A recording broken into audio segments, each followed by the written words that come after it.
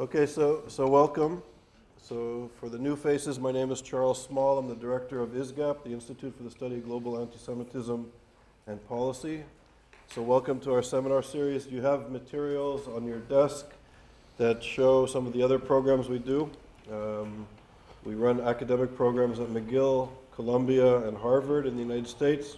We're also at Sapienza in Rome. We just started a program in Paris at the Sorbonne.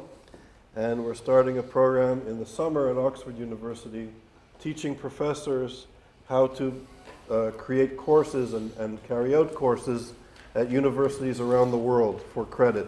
Amazingly, there aren't really courses on contemporary forms of anti-Semitism in the academy. So ISGAP is trying to create a way to sort of fill this gap.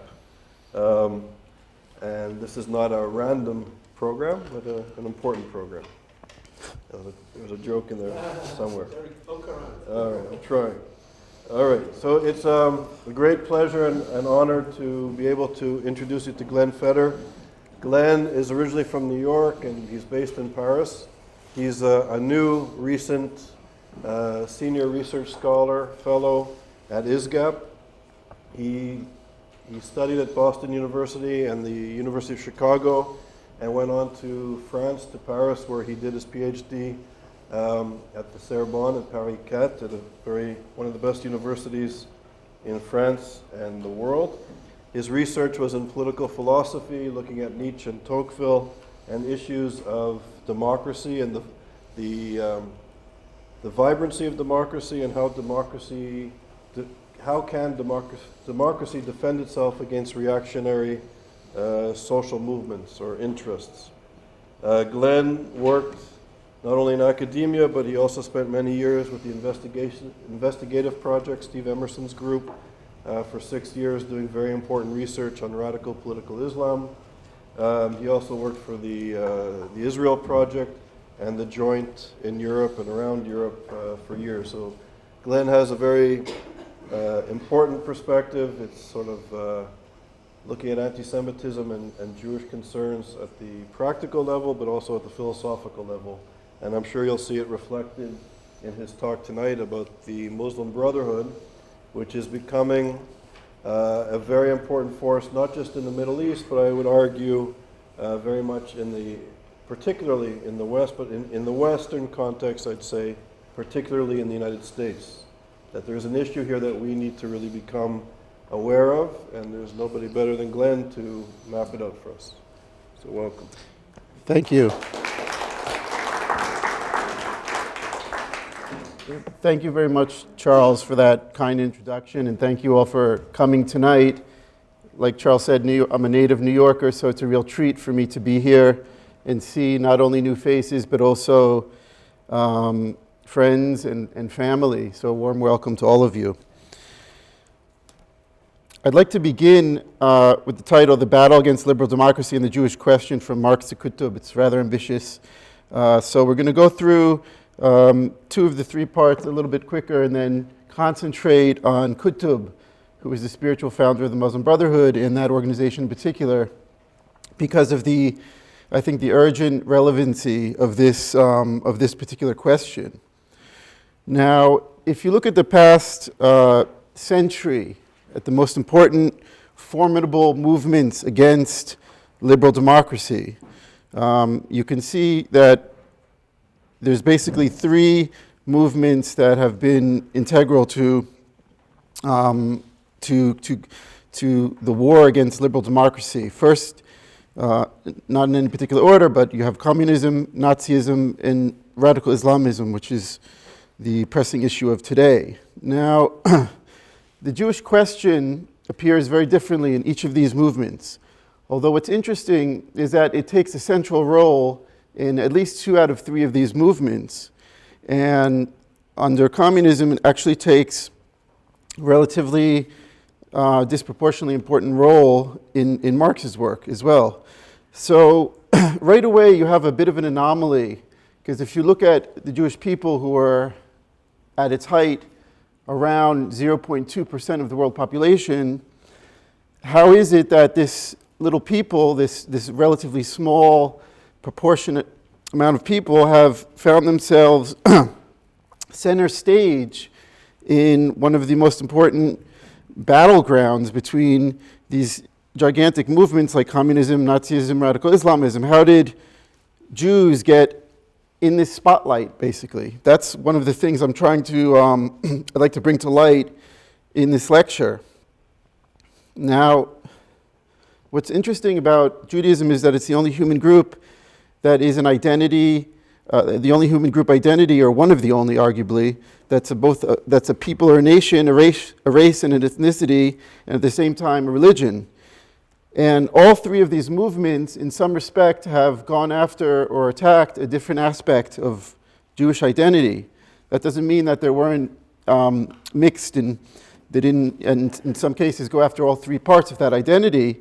But generally, Marxism, and we're going to talk a little bit about the Jewish question relatively quickly. One of his main texts went after Judaism as a people or a citizen.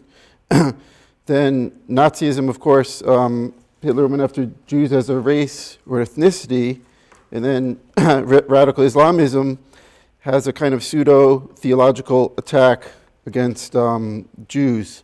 So in all three cases, you have different aspects of Jewish identity which have been undermined. And one of the focuses of this talk will be on how these movements not only attacked Judaism per se, but used Judaism as a political tool to further their ambitions. The Jew somehow became the symbol of everything that they wanted to undermine in all three cases. So, I think, when it comes to policy, basically, if we can understand and decipher what's going on, we can have policy initiatives. If, for example, these movements believe what they're saying, in other words, believe the myths that they're spreading, then we have to both dispel those myths and at the same time understand the social, political, economic conditions that give rise to regime types that collapse, like under Nazi Germany, and combat that as well, which is, of course, very complicated, difficult work. Now, let's go quickly through Marx, and I think it's important to understand that, for all of you who haven't read on the Jewish question, it's a text that I've been rereading recently with a bit of shock, actually, because as some of you might have forgotten, he was a Jew whose family converted to Christianity at one point, Protestantism, but ultimately, from his father's side, comes from a rabbinical family. So it's interesting that he produced this type of document, the Jewish question. Now, if you look at the Jewish question, a lot of it's a reaction to Bruno Baer, who's a kind of Hegelian who tries to basically argue that Judaism is completely incompatible with the state, that the Jew and the citizen, the Jew cannot be a Jew and a citizen at the same time. And he tries to, Marx doesn't go that far, but he goes in the same direction and argues that basically the two are incompatible. Religion should be relegated to the private sphere, but that there's ultimately a tension between the two. And I think some people, we forget also that Marx, in his text on the Jewish question, actually goes after human rights. He actually criticizes the Declaration of the Rights of Man and argues, quote, that the rights are egotistical man separated by other men in the community, and ultimately rejects the notion of human rights. So it's both anti-Semitic but also anti-liberal. And I'll end my major analysis of Marx with a quote, just to give you a little taste of what he thought about Jews. And this is an important movement because, remember, the radical left had adopted a lot of Marxist ideas today even, and has integrated that even with radical Islamism to a certain extent. So he writes, Marx writes, "Let us consider the actual worldly Jew, not the Sabbath Jew, as Bauer does, but the everyday Jew. Let us not look for the secret of the Jew and his religion, but let us look for the secret of his religion in the real Jew. What is the secular basis of Judaism? Practical need, self-interest. What is the worldly religion of the Jew? Huckstering. What is his worldly God? Money. So this is what Karl Marx said about Jews, and this had, of course, an enormous influence on Stalin, Lenin, Trotsky to different extents. And I won't go into, we don't have time to go into the practical implications of this, but under Stalin there was an idea of creating an autonomous zone for Jews, which he did create up in Siberia. And if he hadn't died when he did in 1953, it's possible that things could have been much worse than just occasional, purges and things like that, which not only Jews were caught up in, but millions of other Soviets. There were also targeted killings against Jews. There was something called the Doctor's Plot and so on. Now, the reason why I want to first touch on, that I first touched on Marxism is because in the 1960s and 70s, this line of thought was very popular in the Soviet Union, and it gave birth to the whole apartheid libel, accusing Israel as an agent of imperialism, and later became normalized in a sense, I think, within certain media and university circles. So despite their diametrically opposed views despite their diametrically opposed views on a variety of issues, radical leftism and radical Islamism found a common bridge, let's say, on the Israel question and demonizing Israel. On every other issue, they're almost poles apart. When it comes to women's rights, when it comes to gay rights, they couldn't be more different. But when it comes to Israel, they have the same kind of rhetoric and same ideas in some circles, in many circles. So while Marx's anti-Semitism was based on the Jew as the citizen of the people, we're moving on to Hitler and the Nazi Party. I think it's important to understand the past, and especially Nazi Germany, if we want to understand radical Islamism, because there's a lot of crossover, unfortunately, between this movement and radical Islamism. So Marx focused on the Jew as a citizen or people, whereas Hitler focused on the Jewish identity as an ethnicity or race. Now, if you look at, it's very difficult to analyze the Nazi Party's thought because in some respects it was intellectually bankrupt. They didn't have even a thinker of the weight of Marx, or in the sense of Qutb in radical Islamism, who did write, volumes on various subjects, and some of it was rather bizarre, but ultimately extremely rigorous. The Nazi Party purged a lot of the university. They simply couldn't replace a lot of the teachers with their own. So we'd have to look at some of Hitler's statements, and I don't want to focus too much on that.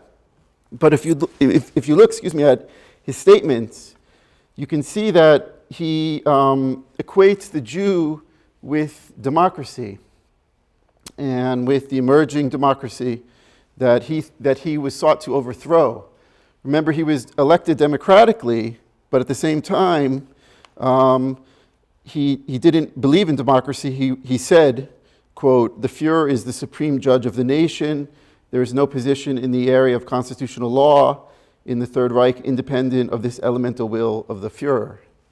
So why did he, and he writes that democracy, quote, "is the canal through which Bolshevism lets its poison flow into the separate countries and lets it work there long enough for these infections to lead to a crippling of intelligence and of the forces of resistance."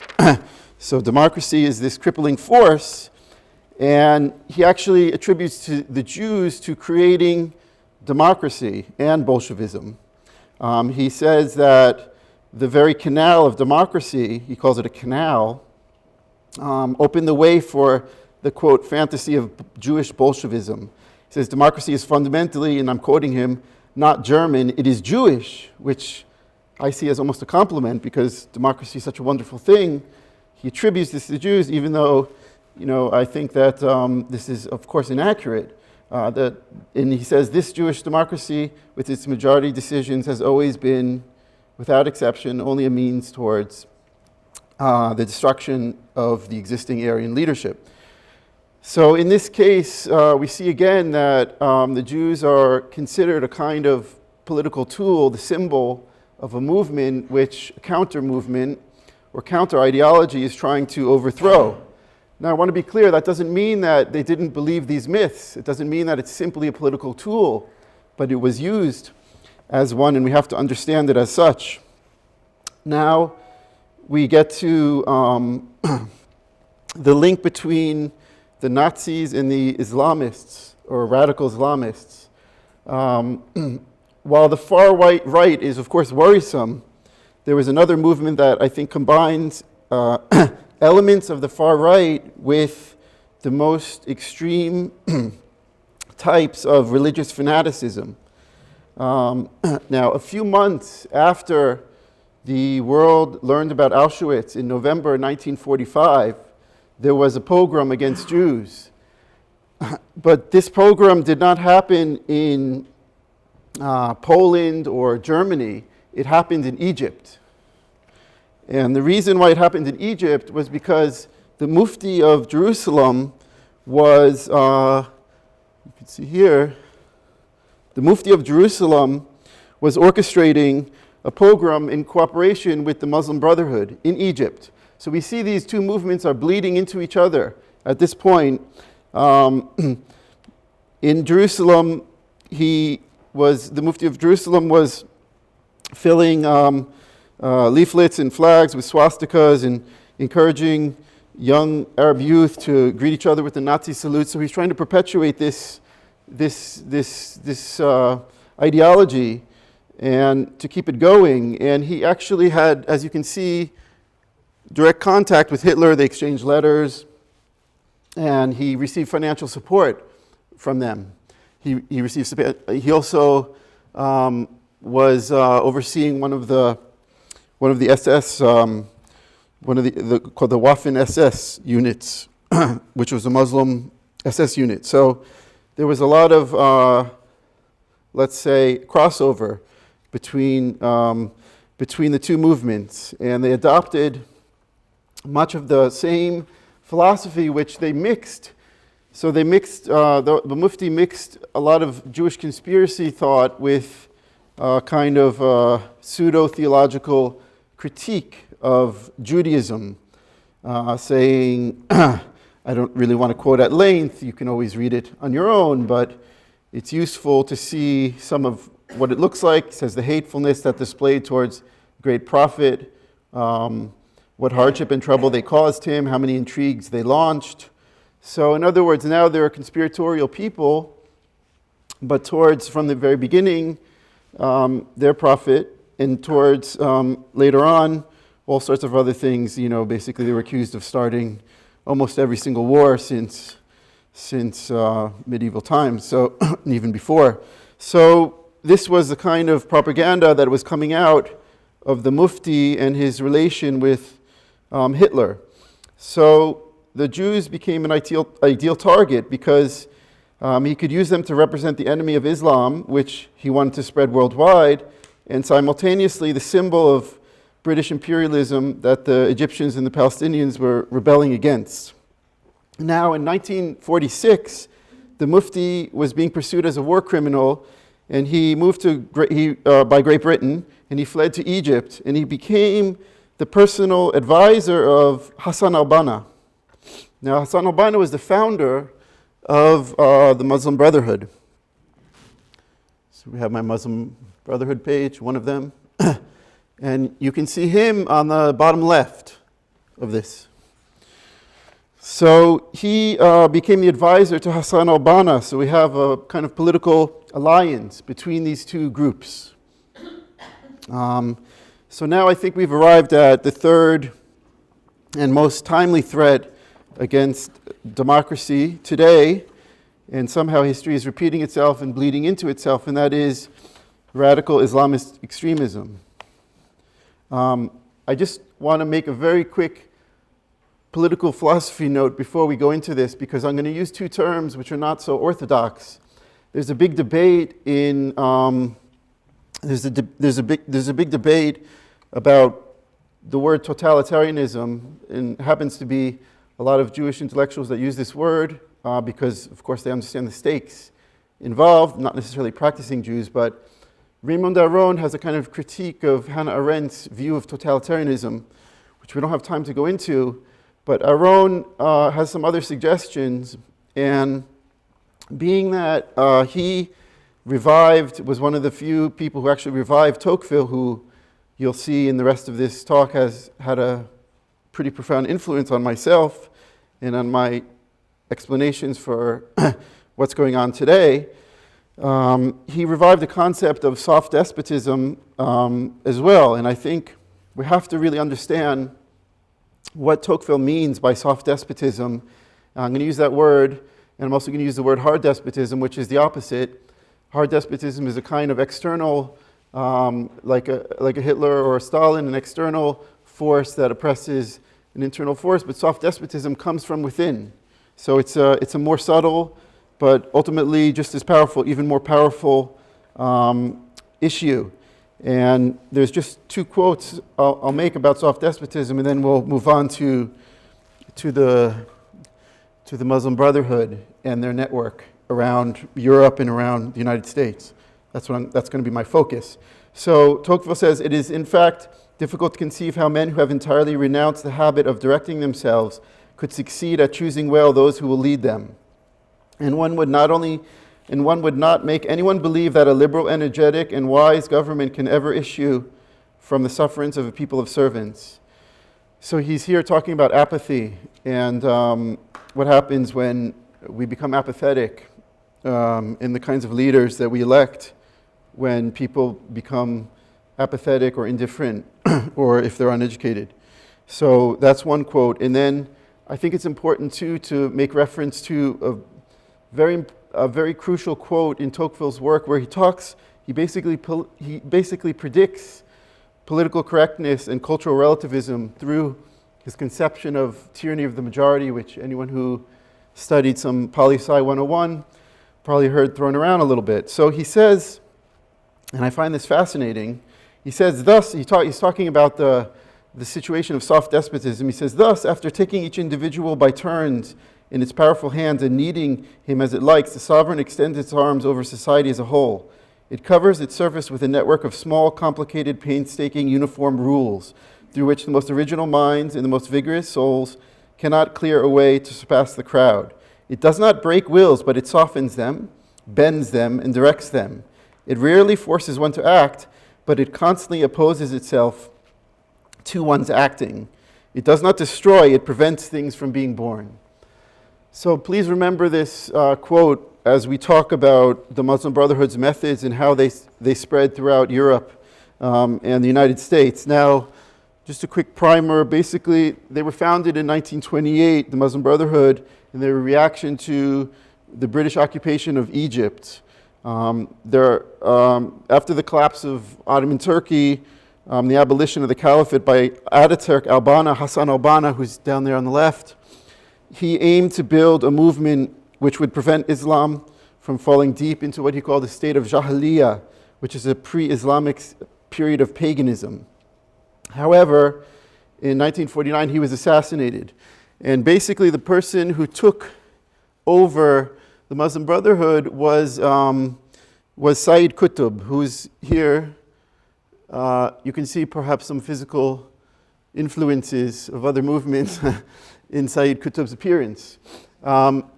He actually was a student in Greene, Colorado, at Colorado State. He was actually a student in the United States, studying education, studying how we educate ourselves. And he was sent there by the Ministry of Education, the Egyptian Ministry of Education. And there's a scene in a book that he wrote after he returned from the United States. It's a book that he wrote called The America I Have Seen. And basically, in this book, he's sitting in a church, and after the sermon, there's a dance, basically. And I just want to play this. I won't play it too loud, but just so we can kind of visualize, if that works even. So he's basically in this dance, and he's watching these people dance. And you probably remember this, some of you in this room might actually remember this song. I see some heads nodding.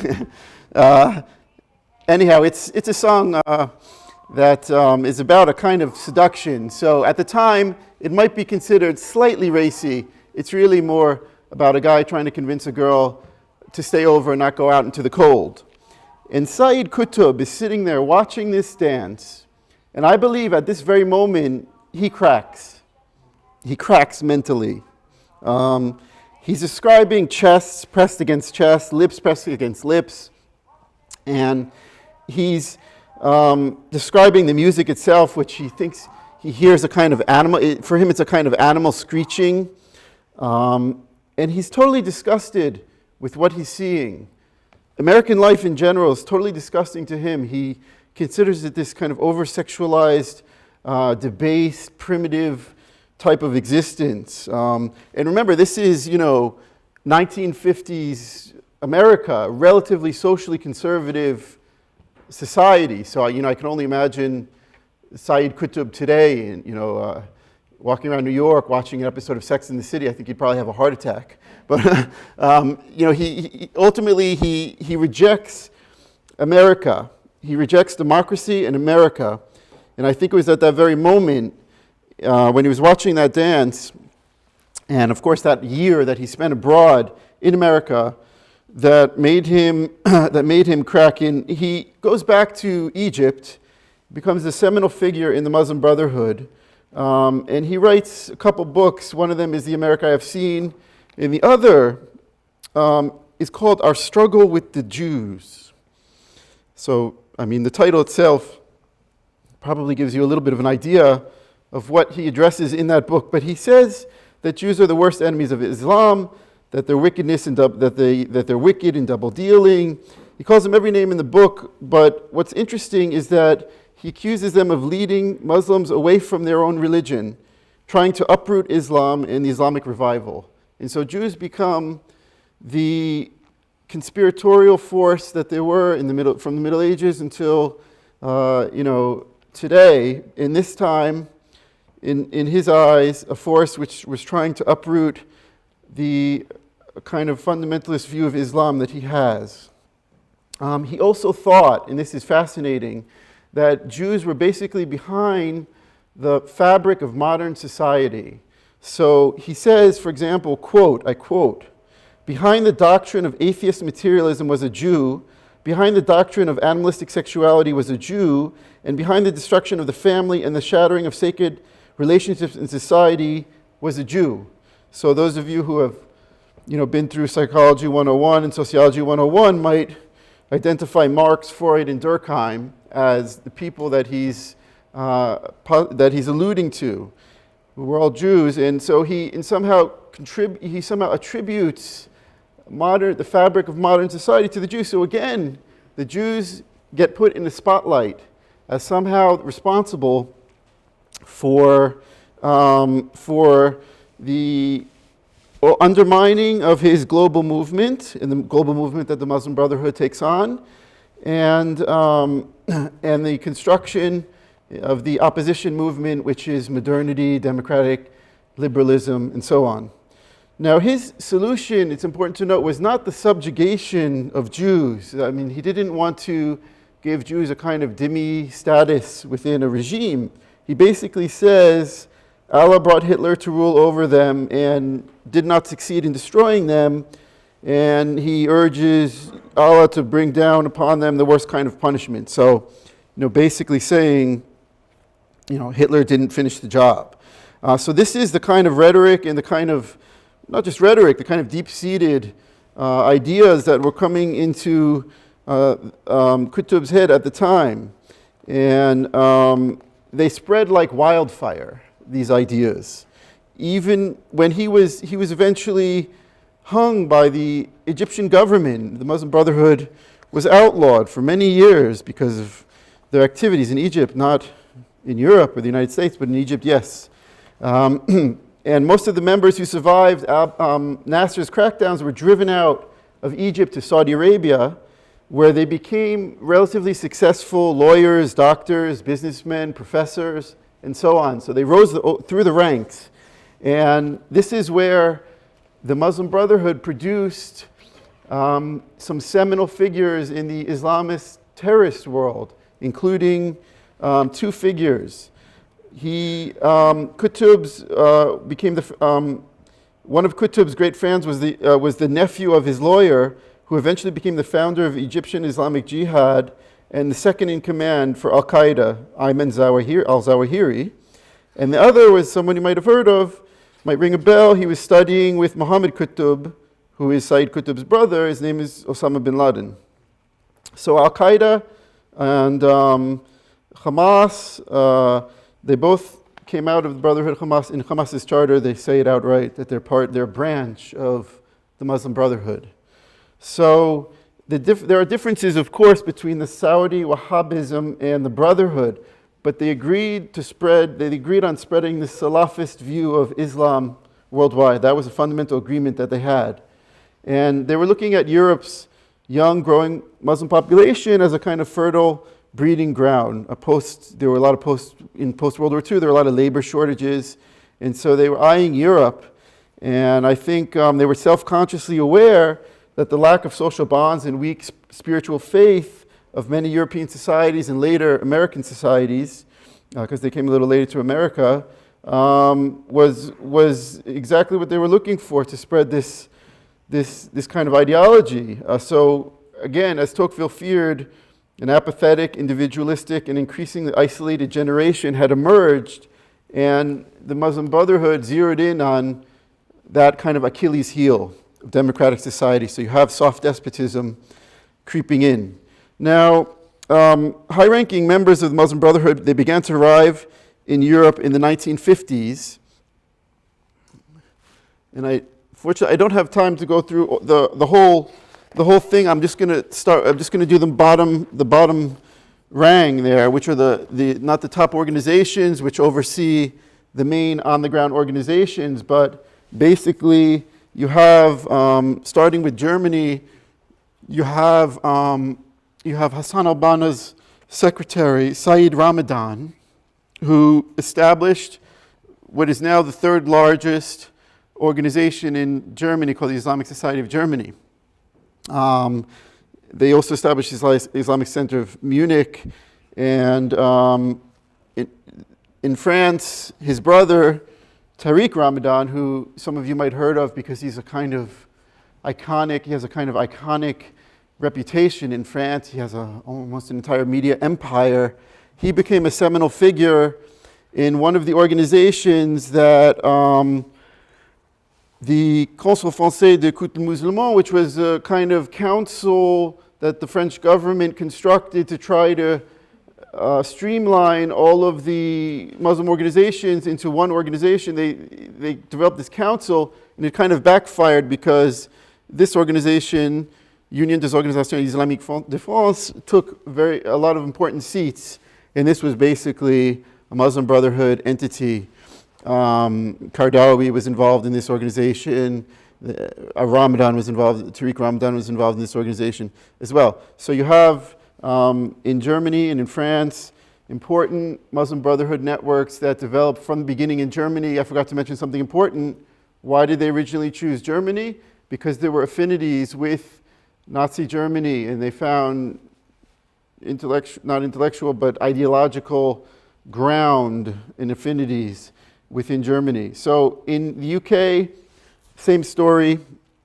Some of the seminal figures within the Muslim Brotherhood created Muslim Council of Britain, which was founded by Kamal Hilbawi, and this is a very important figure who helped establish two of the most important organizations in Europe. Now, moving to the US, which I assume a lot of you are waiting for because it affects us so directly. Basically, one of the main figures, especially involved in Islamic banking in Saudi Arabia, Mahmoud Abu Saud, had family that established MAS, Muslim American Society, in the MSA, Muslim Student Association. These were organizations that are still growing very quickly in the US. They started mostly in college campuses around North America, and they have over 600 chapters now across North America. Now they are responsible for, this is MAS, the Muslim American Society, which they're responsible for a lot of rhetoric and publications that demonize Jews and especially go after Israel and demonize Israel. And I'll just play you one very quick video, if you'd like, at a MSA rally, San Francisco State MSA rally.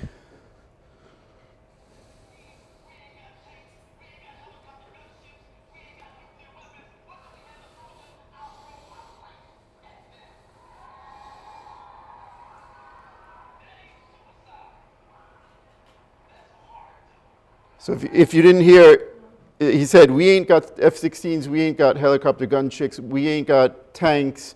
What do we have to throw at them? I'll throw my life at them.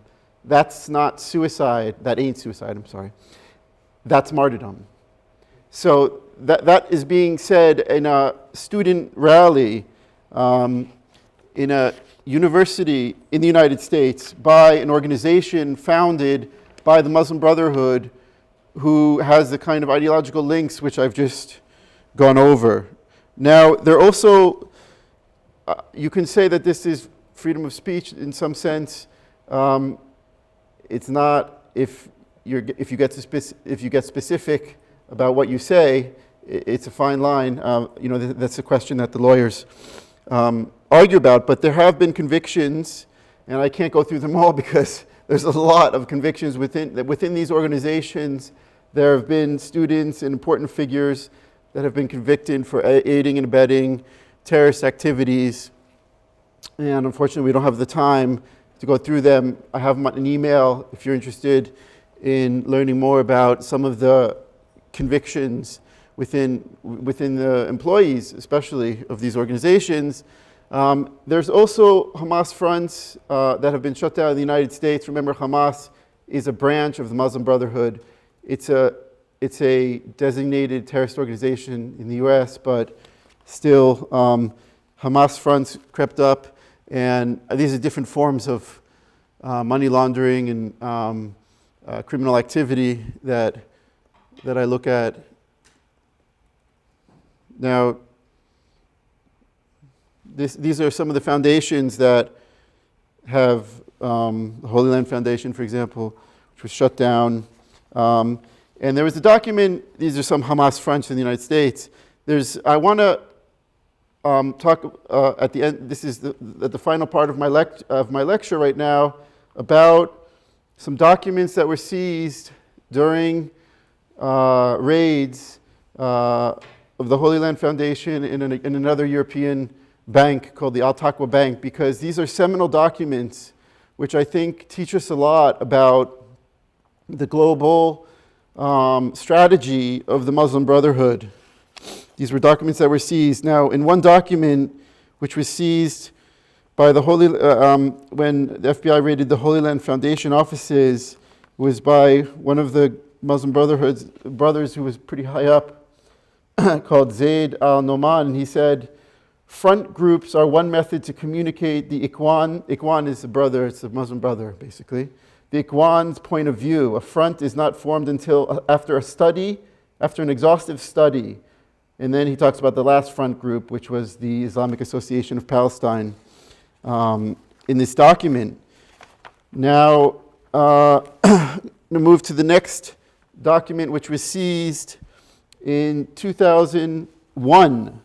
The Al-Taqwa Bank was incorporated in 1988 by prominent members of the Muslim Brotherhood.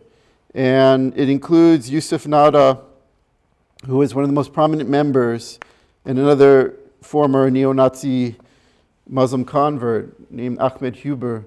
And when they raided his house, they found,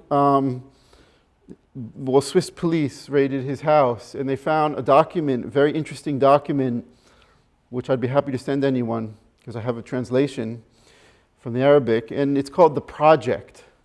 It's a 14-page document which outlines the strategy of the Muslim Brotherhood to conquer Europe and beyond. It has similarities with some documents that Yusuf al-Qaradawi has published, and he might be we think he might be one of the authors, we're not sure, but it looks like it. And it's written in the document, quote, to dedicate ourselves to the establishment of an Islamic state. Their goal is to dedicate themselves to the establishment of an Islamic state in parallel with the gradual effort aiming at gaining control of power through centers and institutional action. They talk about study centers and understanding the philosophy and plan of other movements. They talk about the Jews as the enemy of Muslims and the development of a modern surveillance system by means of advanced technology. We don't know what all this means, but some of it we do. Now, they're also talking in this document on the final pages about an expressed goal, goal number 12, adopt the Palestinian cause as a part of a worldwide Islamic plan with the policy plan and means of jihad to combat Zionism. And it says they aim to, quote, nourish a sentiment of rancor with respect to the Jews and refuse all coexistence. So much for multiculturalism. This is a document, a government document, which I would be happy to furnish to anyone who's interested. I don't know how many people enjoy reading this on the weekends, but the project also talks about a deliberate and self-conscious effort to understand the weaknesses of our democracy and exploit them from within. And I think they've caught on well to our proclivities towards individualism, apathy, tyranny of the majority, and through political correctness, they exploit those very weaknesses that we have by accusing anyone who analyzes or goes too far and understands too much of being an Islamophobe or a racist. So I think perhaps Tocqueville was onto something when he wrote, quote, that it's difficult to conceive how men who have entirely renounced the habit of directing themselves could succeed at choosing well those who will lead them. Because now we're going to talk a little bit about the United States and our situation today. And I want to touch on another seminal document before we do that, which is a document called an explanatory memorandum on the general strategic goal for the group in North America. It was seized in 1991 by a ranking member of the Muslim Brotherhood it was produced during a trial for the Holy Land Foundation.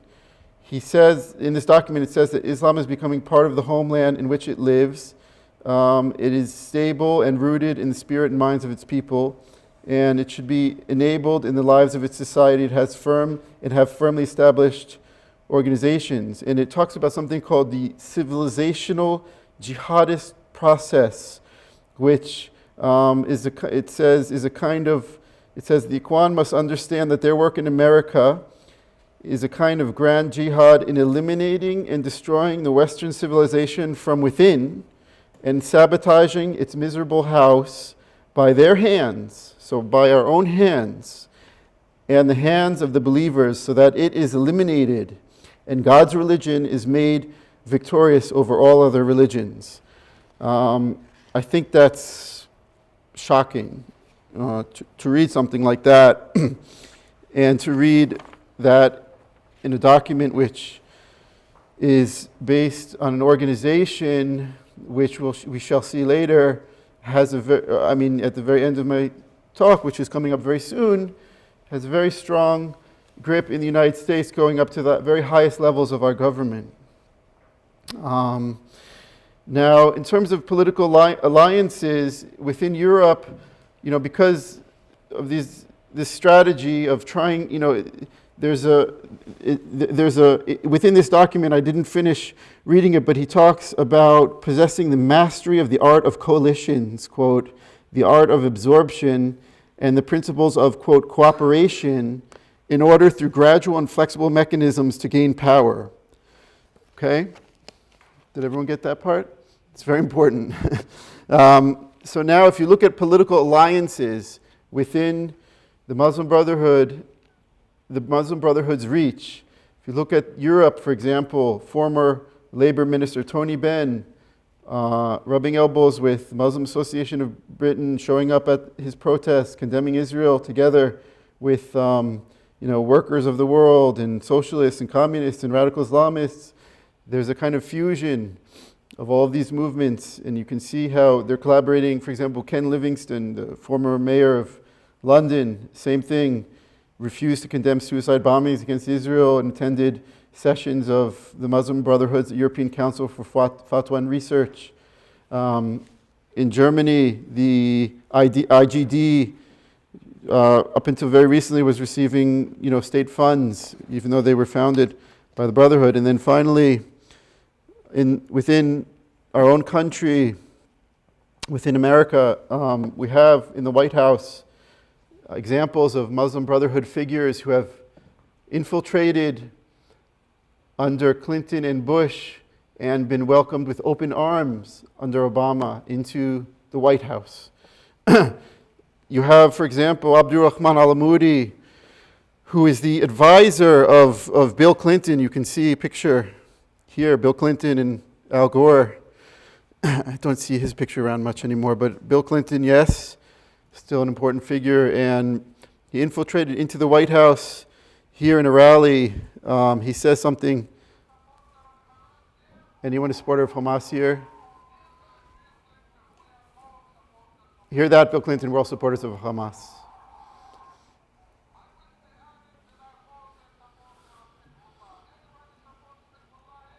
I wish they added that I'm also a supporter of Hezbollah. Anyone else a supporter of Hezbollah here?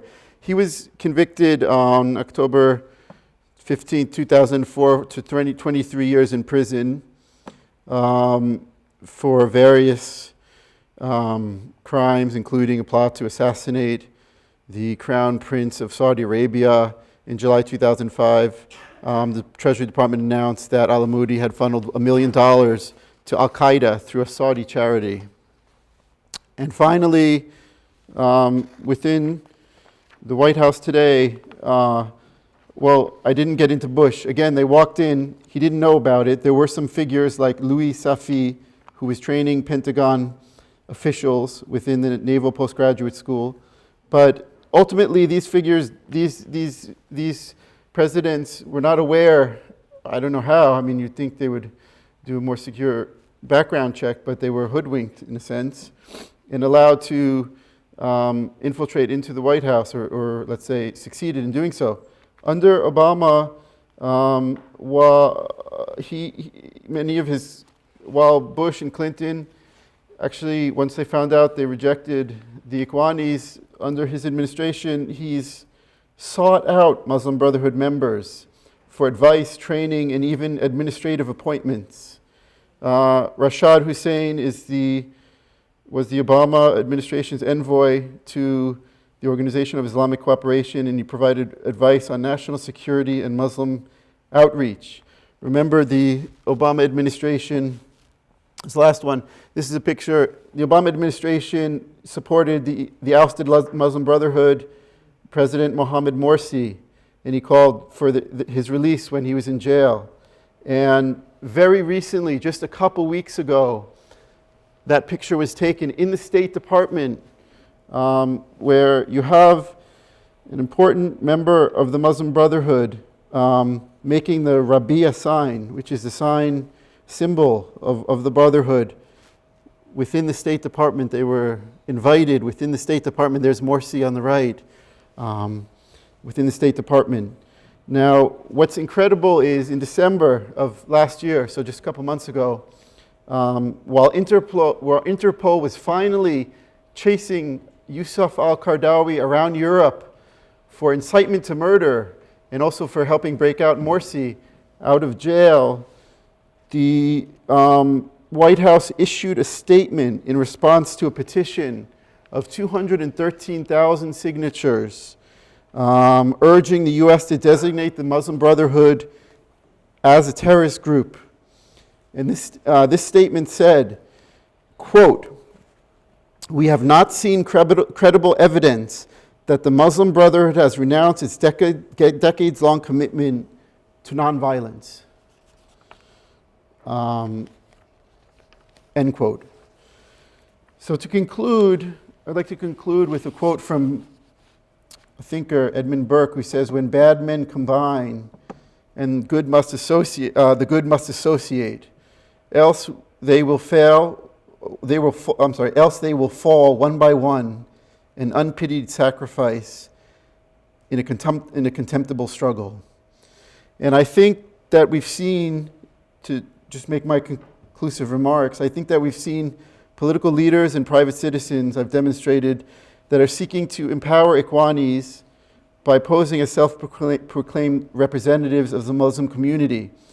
This is actually, in turn, infuriating many Jews, Christians, and also moderate Muslims who are infuriated that the White House, in the past and in the present, is doing this. And on the other extreme, we should mention there are racist and inaccurate publications and films against Muslims and against Islam. Now, between those two extremes, you have a number of people who are well-informed, who dare to speak out. A lot of them are moderate Muslims who have fled tyranny in their native countries and are speaking out, and some of them are just academics and other keen observers. And if these people aren't driven underground by these groups, then they're judged guilty by the silent tribunals of public opinion. Think tyranny of the majority, think political correctness. In France, where I live, the main slogan is "Pas d'amalgame," don't make generalizations. You know, the experts now on what went on in the Paris attacks are not allowed to speak, because if they utter the word Islam, then they're accused of amalgam, generalizations. And this is I believe, a kind of tyranny that Tocqueville predicted when he said that there exists a network of, quote, small, complicated, painstaking, uniform rules through which the most original minds and most vigorous souls cannot clear a way to surpass the crowd.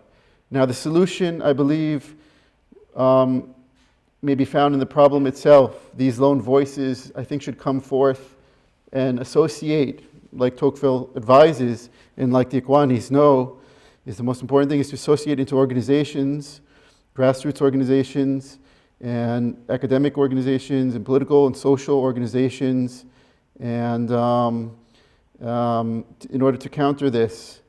And perhaps this might sound ethnocentric, and perhaps it is, but I think the choice between Tocqueville and Qutb goes beyond the choice between cultures or civilizations. I think it is a choice between universal rights such as freedom and equality versus tyranny. And their greatest hope is that we remain ambivalent and silent. Thank you.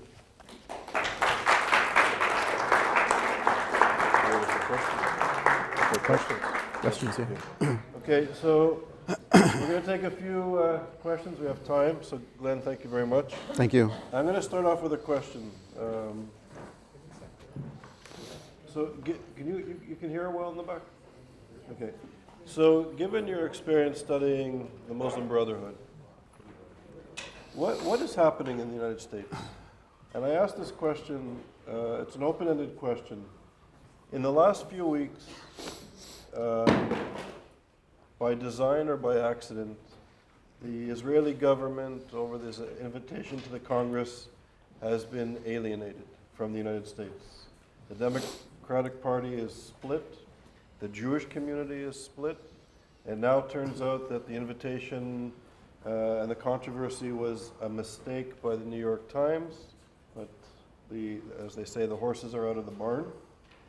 You have Obama meeting with the Muslim Brotherhood and some bad people several weeks ago. You now have this speech at the breakfast meeting where Obama said to get off your high horse. And now you have a situation where Obama said, and he did not correct himself, but he said that the murder of the 4 people executed in the grocery store in your neighborhood in Paris was a random act, and he did not, Yeah. and his spokespeople did not clarify the act. Now here we have a social movement, a reactionary social movement, which is using, and I'm choosing my words carefully as a scholar, it uses, as you pointed out clearly, genocidal anti-Semitism as a key component of its social movement. And yet the American government, the only government in the Western world, we have conservatives in the United Kingdom and in Canada, and we have socialists in France. Every government in Europe and in Canada speak about the cult of death, radical Islam, jihadism, and anti-Semitism. What is going on in the United States of America? Why is this schism being created? And given your expertise, what is happening with the Obama administration, and what is happening to our intellectual community, the Jewish community? What's going on here? Yeah. Well, I think the people are shocked, even experts that I talk to, people in the White House, in the Congress that I've spoken to, some of them are in shock, and they've given explanations which ultimately, I think, point back to Obama's intellectual and educational influences. And I think we need to start looking very closely, if we haven't already, at the kinds of people that he surrounded himself with. And I think that will give us a good idea, the Reverend Wright and the kinds of people, even at this university, Edward Sayyid and Noam Chomsky, these types of figures. I think we need to start reading that literature and trying to understand and piecing together this kind of, let's say, worldview that he's espousing, which ultimately I think is anti-democratic and certainly anti-Semitic. The language that he's chosen lately is not an accident. I think every word that he says is crafted very carefully. And when he says, for example, a deli, it's actually a major supermarket, kosher supermarket, where I live and where I go, actually. It's the crossroad of 5 different neighborhoods. It's a massive supermarket. A deli was randomly attacked. Someone just randomly attacked. Ahmed Kulabali was just a random guy. He wasn't affiliated with any network, even though he actually did an interview in the supermarket and said that I'm coming here from ISIS, and I'm here to kill Jews. So I think we need to weigh these words carefully. These are not random words. We have to look at the randomness of random. I see. No, the person behind you. I appreciate this very much because I wouldn't be able to speak in any other room on this campus or probably on any other campus, at least in the northeastern part of the United States. I appreciate your research. I think there's a reason why, this is in the way back of a campus. If this were a meeting on the opposite, on trying to understand or look at problems of anti-Islamic feeling, there'd be crowded halls and it would be advertised all over the campus hugely.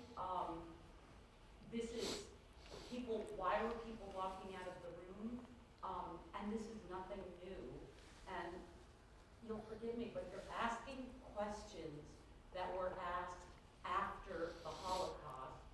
And people in Germany and all over Europe were saying politically correct things, weigh the decisions. We don't want to hear this. We don't want to be bothered. And why do you think there's so few people here? And why do you think so many people walked out? I came with the hope that you were going to really open up the discussion about what goes on in liberal democracies on liberal campuses. I encountered this in high gear right after 9/11 on the City College campus where I was studying for a master's. Every academic department there were stomp out Zionism signs on the walls. People hid their yarmulkes when they came to and from the campus. Do I have to say more? I mean, I agree with you, grassroots organizations. So you think the people in this room can do something about it? I just feel so helpless, and this has been going on for 20 years in this very neighborhood. And it probably was going on during the Second World War, and Obama's not the first president to not come out in favor of the Jews. Roosevelt, we all know, did the same thing and let the Jews perish. And it'll happen again, or something similar. And I don't see that, you know, understand it. It's not that hard to understand. The Jews have always been hated, and they hate themselves, and they're willing to turn against themselves. Really, and they've been it's doing really it here. ignorance, but can I just tell you that what you have just said on tape is phenomenal, and this will be shared. So I feel really good Wow. about what you just said. Very powerful, very effective. Mhm. Someone else want to? Thank you for that. Thank you. So And your Erwin- sincerity is very appreciated. Thank you. So Erwin has a question, and then you. Glenn, first, thank you very much for being here. Thank you. I know it wasn't easy, and you've flown, of course, half the world. And thank you for a very studious research result, which is evident in your presentation. This didn't happen by itself. I realize it's a lot of work. The question we're confronted with, I think, is what do we do? We have a government presently that doesn't hear anything about what you're saying. They don't believe what you're saying. Yeah. You're in a totally different direction.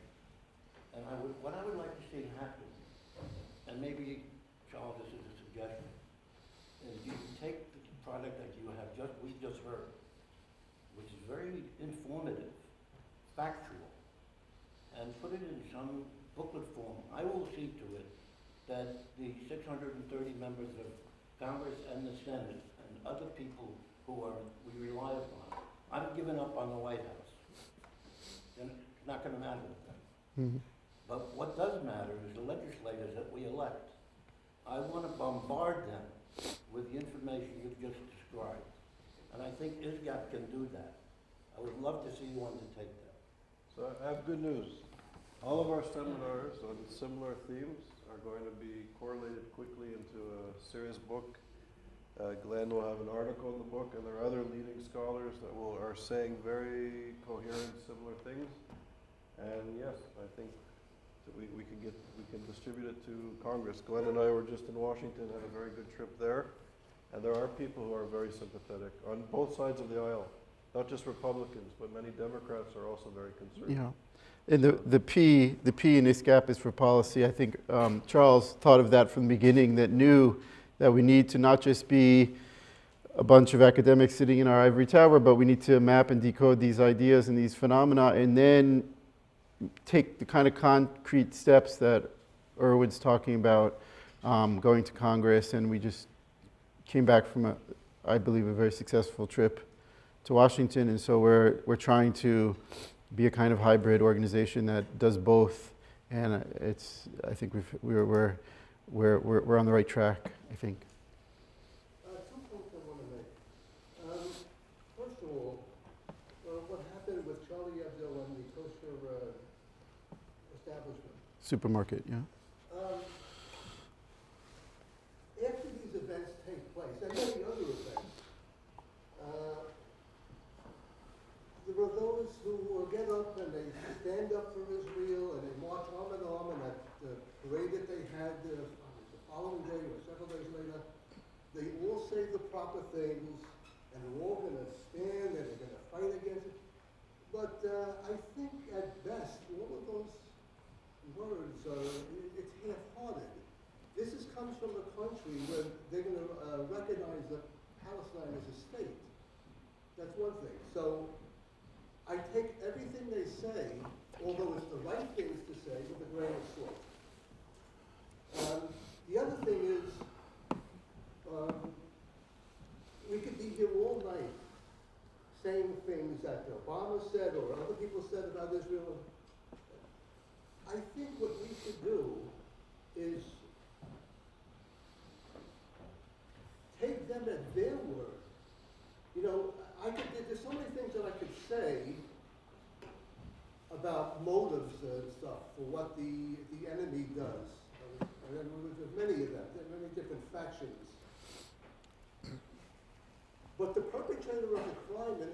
Delicatessen made a statement. So we don't need anybody. Right. There's nothing I can add to what he said. Yeah, I and mean, what the yeah, Ayatollah's saying from yeah. Iran.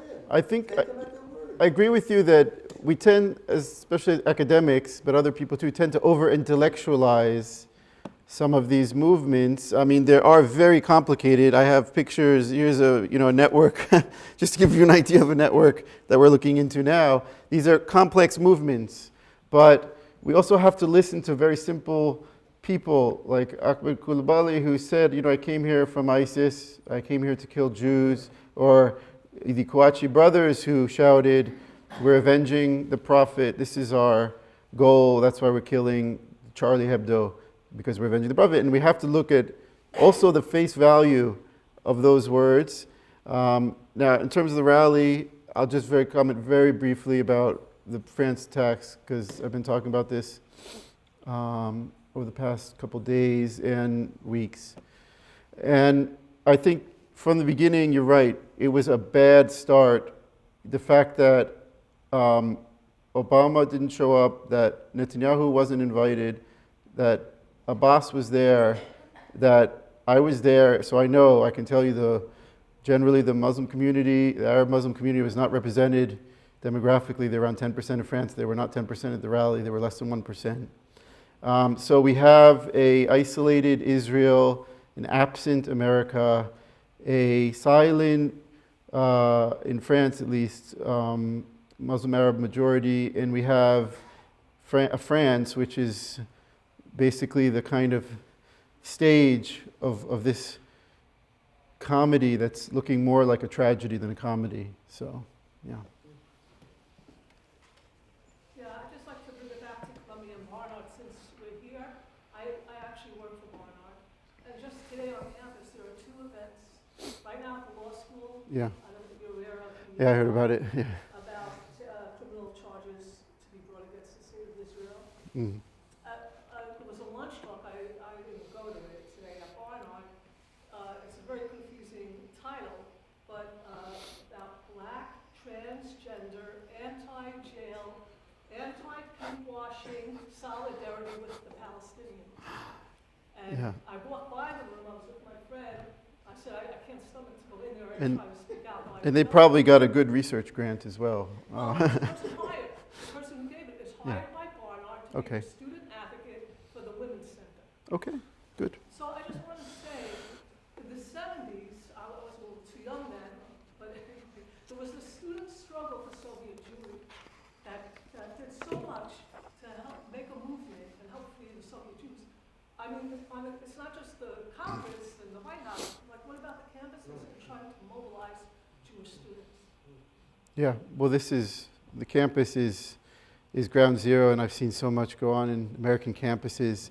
It's a subject I would like to do maybe that as a subject of an entire presentation just on what's going on in American campuses, if I'm invited.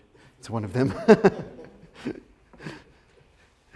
Yes, please. I'd just like to ask you about what you said about Tocqueville, about soft despotism. You said, went on and on very well, and then you said, it does not destroy, it prevents things from being born. And the only thing I picked up that link to that was toward the end, in France, don't make generalizations.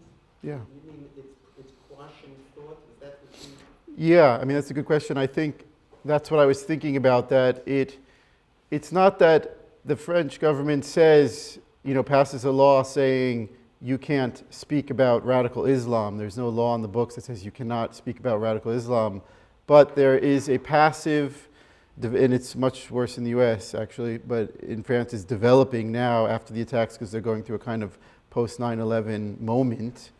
There's developing this passive pressure to avoid certain terms and sanitize one's vocabulary when one speaks about those issues. And that's what I mean, that it's not a direct influence. There's no law directly saying you can't say this, but a kind of pressure. You're basically like Finkielkraut or some other French intellectual. He was on TV and was attacked by the Ministry of Education. And it has an influence, of course, on his reputation, even though he's in the Académie Française, so he's very respected. But these attacks. Arnaud Klarsfeld, from the famous Klarsfeld family in France, actually is being sued for saying the most innocuous things. He said something like, and I quote him, there's a problem in the suburbs with some North African youth, something very innocuous like this, and he's actually being taken to court for this. So there's the not so passive, not so subtle pressure, and then more importantly, I think there's the passive pressure that we have to look at, what Tocqueville called tyranny of the majority, which I think is important to understand. Hi, thank you for the lecture. I'm sorry I came a little late, so I apologize if you spoke about what I'm going to ask before. This administration does not only seek appeasement with the Muslim Brotherhood, but it also seeks a rapprochement with the Iranian regime. So I would like to know if you could speak a little bit about the current relations between the Muslim Brotherhood and the Iranian regime. Yeah. Well, on paper, the Muslim Brotherhood is Sunni and the Iranians are Shia. So one would think that there wouldn't be a lot of connection between the two, but I think it's in some ways a subject kind of under investigation. We know that the current administration wants to change its tack on Iran and lessen sanctions and perhaps bring it into the international world as a kind of regional power. And the fact that the government is also at the same time, basically banishing, not banishing, but they sabotaged Bibi Netanyahu's visit to the White House through the New York Times piece, which in a small amendment to the piece actually admitted that they got it wrong. They reversed it, that Bibi actually did ask the president for permission before he went to Congress. And that was just published. I can send it all to you. It was published in tiny fine print. So something is going on because those types of mistakes don't just happen. And I'm not a conspiracy theorist, but I have to look closely at those types of things and say, they're preparing the ground. They just met the Muslim Brotherhood. They're preparing the ground for a radical departure from with the U.S., with the past U.S. policy towards Iran. So we're living in a pretty scary moment, I think, in American history. Say something about the current relations between the Brotherhood and the Iranians. Yeah. For instance, Hamas, they had an issue obviously because of the civil war in Syria. Yeah. So I think there was that distancing between Hamas and Iran, not a break, but a distancing. So I don't think it's clear exactly what their relation is right now. It's rocky, I think, at best, because of the war in Syria and because of taking different sides.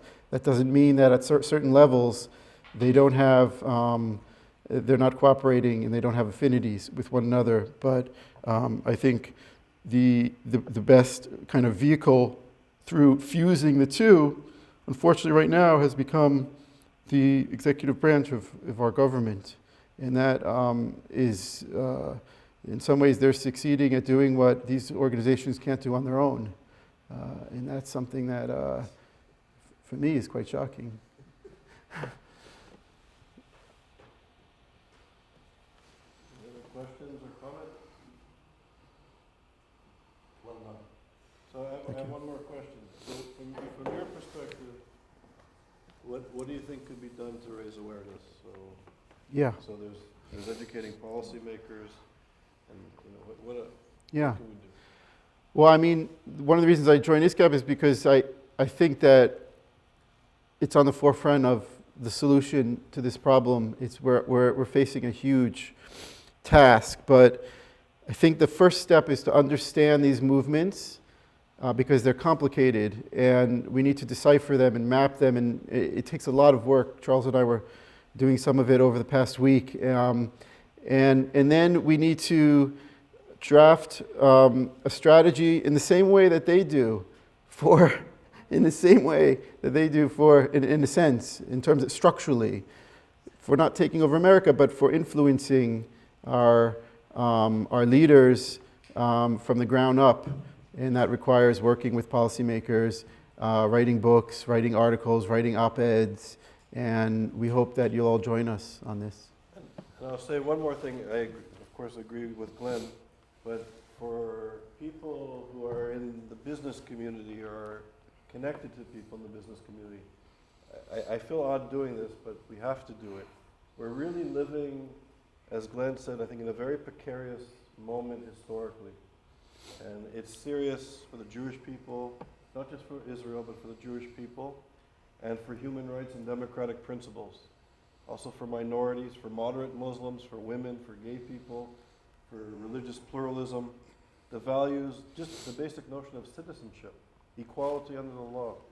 And if you know people or if you are inclined, we really need funding. And I know that ISGAP, we're literally working in the best universities in the Western world, literally. We have a network of the best scholars in every kind of subject related to this issue. And with a little bit of funding, you know, scholars are relatively cheap workers. With a little bit of money, we could really do some important work. So please consider it, or let other people that you think would be inclined to be philanthropists, to let them know about us, because not many people know about us. Okay, I think there's one more comment or question, sir? Just had a question. The guy with staying with Al Gore and Bill Clinton, Yeah, Alamudi, Abdurrahman Alamudi. that picture below that looked like Durban, who was that? In the State The one Department. after, I'm sorry. Yeah, the one in the State Department between two flags. Yeah, that guy on the upper left, who is that? Oh, he's a member of the Muslim Brotherhood.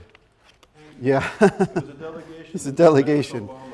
making the Rabia symbol, and he was invited to a meeting at the State Department along with other Muslim Brotherhood officials. So that's who he is. Okay.